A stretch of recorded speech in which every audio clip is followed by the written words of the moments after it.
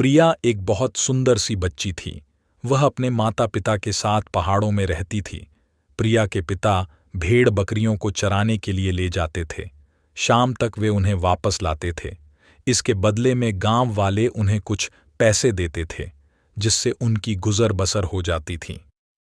एक दिन प्रिया ने अपने पिता से जिद की कि वह भी पहाड़ पर चलेगी।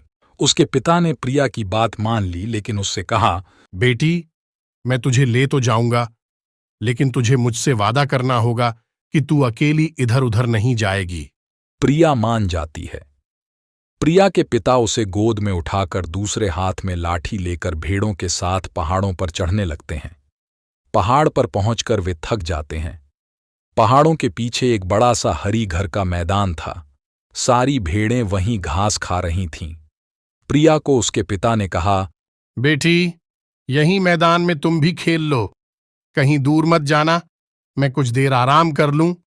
प्रिया ने देखा वहां पर बहुत से फूलों के पौधे थे, जिनमें सुंदर सुंदर फूल लगे थे। प्रिया वहां से फूल तोड़ने लगी। तभी उसे कुछ आवाज सुनाई दी, हमें बचा लो, हमें बचा लो। यह आवाज सुनकर प्रिया डर गई। वह दौड़कर अपने पिता के पास जाने लगी, लेकिन उस आवाज में इतना दर्द था कि वह उस दिशा में चल दी जहां से आवाज आ रही थी। हमें आजाद कर दो, हमें बचा लो। प्रिया ने डरते डरते पोटली खोली। पोटली अभी पूरी खुली भी नहीं थी कि उसमें से 3-4 रंग बिरंगी चिड़ियां उड़कर बाहर आ गईं।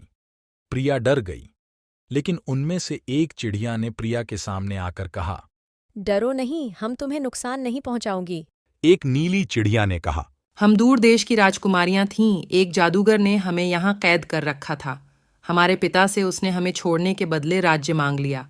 राज्य लेने के बाद भी उसने हमें नहीं छोड़ा। लेकिन अब क्या होगा? तुम वापस अपने असली रूप में कैसे आऊंगी? इस पोटली को अगर तुम तोड़ दो तो जादूगर का जादू खत्म हो जाएगा और हम असली रूप में आ जाएंगे। जादूगर का जादू खत्म होते ही हमारे पिता भी आजाद हो जाएंगे। फिर वो जादूगर को कैद कर लेंगे। प्रिया बोली, बस इतनी सी बात। यह कहकर प्रिया उस पोटली को उठाकर जोर से जमीन में मारती है। पोटली मिट्टी की थी। वह टूट जाती है। पोटली के टूटते ही चारों राजकुमारियां अपने असली रूप में आ जाती हैं। एक राजकुमारी अपना सुंदर सा मुकुट प्रिया को देती है।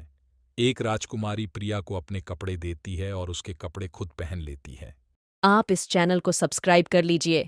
वीडियो बनाने में बहुत मेहनत लगता है, तो वीडियो को लाइक और आपको ये कहानी कैसी लगी उसके लिए कमेंट करें।